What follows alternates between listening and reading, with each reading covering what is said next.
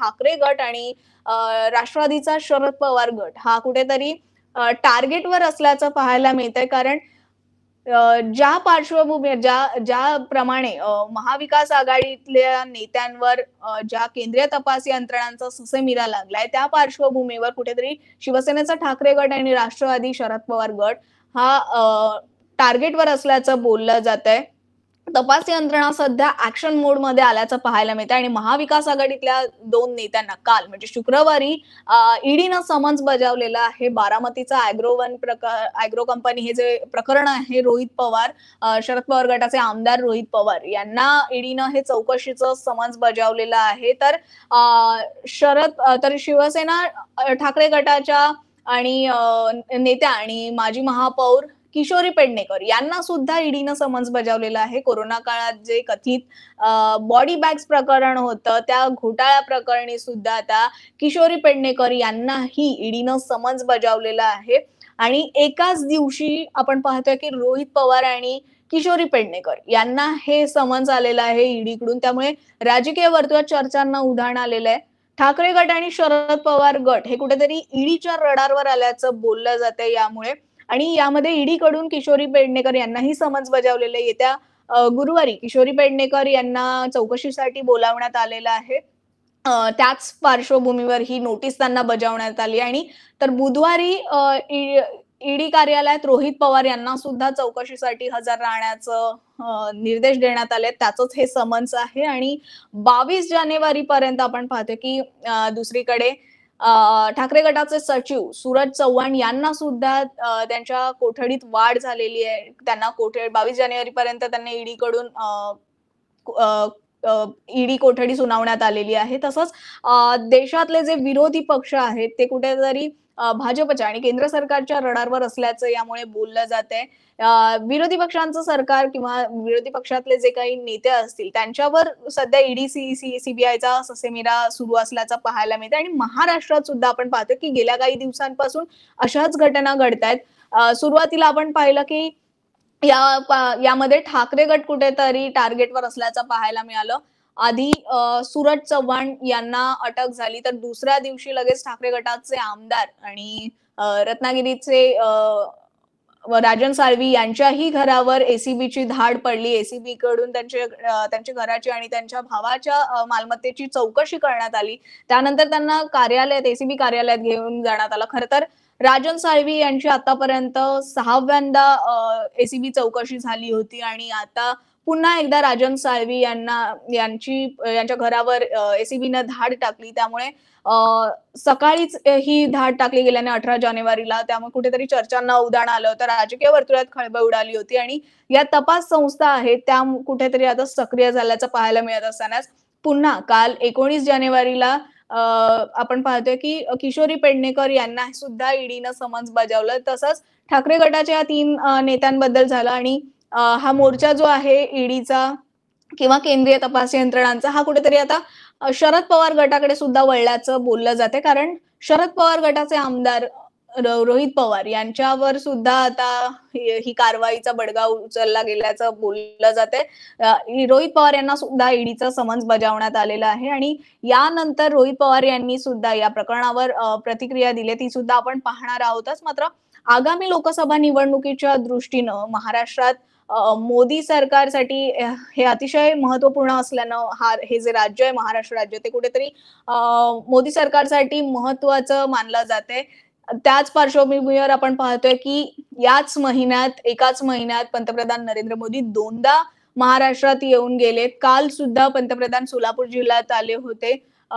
गृहप्रकल्पांच्या लोकार्पणासाठी खरं तर पंतप्रधान आले होते. मात्र त्याच दिवशी महाविकास आघाडीतल्या 2 नेत्यांना ईडीचं समन्स आलं. त्यामुळे चर्चांना उधाण आलेलं आहे आणि विरोधी पक्षातल्या नेत्यांची आतापासूनच कुठेतरी नाकेबंदी सुरू करण्यात आली आहे का असं बोललं जातंय. कारण या ज्या घटना सातत्यानं घडतात किंवा लागोपाठ घडतायत त्यामुळे असा प्रश्न सध्या निर्माण झालेला आहे आणि आता ठाकरे गटापाठोपाठ शरद पवार गटावर सुद्धा कुठेतरी शरद पवार गट सुद्धा टार्गेटवर आहे असं बोललं जातंय. ज्याप्रमाणे या नेत्यांवर कारवाया होत आहेत, या अचानक वाढलेल्या कारवाया याला कारणीभूत आहे. किशोरी पेडणेकर आणि रोहित पवार यांना एकाच दिवशी नोटीस आली आहे. अजित पवार सत्तेत सामील होण्यापूर्वी त्यांच्यासोबत अ, गेलेल्या अनेक नेत्यांवर खरं तर कारवाईची टांगती तलवार होती. त्यांच्याही पाठी या केंद्रीय तपास यंत्रणा लागलेल्या होत्या. त्यांची चौकशी सुरू होती. मात्र त्यांच्या या चौकशी सुरू असतानाच त्यांनी सत्तेत सहभागी झाले. अजित पवार गटासोबत ते गेले. शरद पवारांचा पक्ष सोडून किंवा या पक्षातून ते वेगळे झाले आणि त्यांनी सत्तेत सहभागी झाले आणि त्यानंतर मात्र त्यांच्या मागे ज्या चौकशा लागल्या होत्या, ज्या तपास यंत्रणा लागल्या होत्या, त्या प्रकरणाचं पुढे काय? असा प्रश्न सातत्यानं विरोधक विचारत होते आणि हा प्रश्न निरुत्तरित असतानाच आता कुठेतरी महाविकास आघाडीच्या नेत्यांना जे ठाकरे गटातले आणि शरद पवार गटातले आहेत, त्यांच्यावर आता कारवाईचा बडगा उगारल्याचं पाहायला मिळतंय आणि शरद पवार गटातल्यांना सुद्धा आता ह्या कारवाईला सामोरं जावं लागतंय. 19 जानेवारीला एकाच दिवसात ठाकरे गटाच्या नेत्या किशोरी पेडणेकर असतील आणि यांना ईडीचं समन्स बजावण्यात आलेलं आहे. दुसरीकडे शरद पवारांचे नातू आणि कर्जत जामखेडचे आमदार रोहित पवार यांना सुद्धा ईडीचं समन्स आलं. बारामतीचं अॅग्रो प्रकरण जे मागच्या काही दिवसांपासून चर्चेत होतं, त्याच प्रकरणात त्यांची चौकशी करण्यासाठी रोहित पवार यांना हे समन्स बजावण्यात आलेलं आहे. मात्र एकाच दिवशी 2 विरोधी पक्षातल्या नेत्यांना ईडीकडून नोटीस आली. त्यामुळे राजकीय वर्तुळात या भुवया उंचावल्या गेल्यात लोकांच्या. तसंच रोहित पवार यांनी या प्रकरणावर भाष्य केलं आहे. रोहित पवार यांनी यावेळी सरकारवर हल्लाबोल केलाय. ईडीचं हे समन्स आल्यानंतर रोहित पवार यांनी प्रतिक्रिया दिली आहे. आपण ईडी अधिकाऱ्यांना 24 जानेवारीपेक्षा 22 किंवा 23 जानेवारीला चौकशीसाठी बोलवा असं सांगितल्याचं रोहित पवार म्हणालेत. तसंच ईडीच्या बातमीमुळे राज्यातून अनेकांनी फोन आणि मला मेसेजेस केले. या सर्वांचे मी मनापासून आभार मानतो, पण काळजीचं काहीच कारण नाहीये. कोणत्याही अधिकाऱ्यांची चूक नसते, तर ते केवळ आदेशाचं पालन करून त्यांचं काम करत असतात. म्हणून त्यांना सहकार्य करणं हे आपलं कर्तव्य आहे. आजपर्यंत सर्वच यंत्रणांना सहकार्य केलं आणि यापुढे सुद्धा मी त्यांना सहकार्य करत राहीन, असं रोहित पवार यांनी म्हटलंय. तसंच ईडीला विनंती केली आहे, की मराठा आरक्षणाचा विषय हा सध्या राज्यातला महत्त्वाचा विषय आहे आणि राज्यभरातून आंदोलक सध्या मुंबईत येतायत. या पार्श्वभूमीवर 24 तारखेऐवजी 22 किंवा 24 तारखेला मला चौकशीसाठी बोलवावं, असं आवाहन, अशी विनंती रोहित पवार यांनी केली आहे आणि चौकशीसाठी माझी तयारी आहे. मात्र या तारखांपैकी मला बोलावण्यात यावं, अशी मला अपेक्षा आहे आणि रोहित पवार असंही म्हणालेत, की मला अशी अपेक्षा आहे, की ईडी माझी ही विनंती मान्य करेल, अशी प्रतिक्रिया रोहित पवार यांनी या प्रकरणावर दिली आहे. खरं तर गेल्या काही दिवसांपासून राज्यात शिंदे-फडणवीस सरकार आणि शिंदे-फडणवीस आणि अजित पवार सरकार आल्यानंतर आणि कुठेतरी ठाकरे गट आणि राष्ट्रवादीचा शरद पवार गट या दोघांमध्ये या महायुती सरकार आणि महाविकास आघाडीमध्ये टोकाचा संघर्ष पाहायला मिळतोय. सातत्यानं एकमेकांवर आरोप केले जात आहेत. उद्धव ठाकरे यांनी सुद्धा अक्षरशः अ, प्रत्येक मुद्द्यावर आता सरकारला धारेवर धरण्याचा प्रयत्न केला आहे. धारेवर धरण्यास सुरुवात केलेली आहे.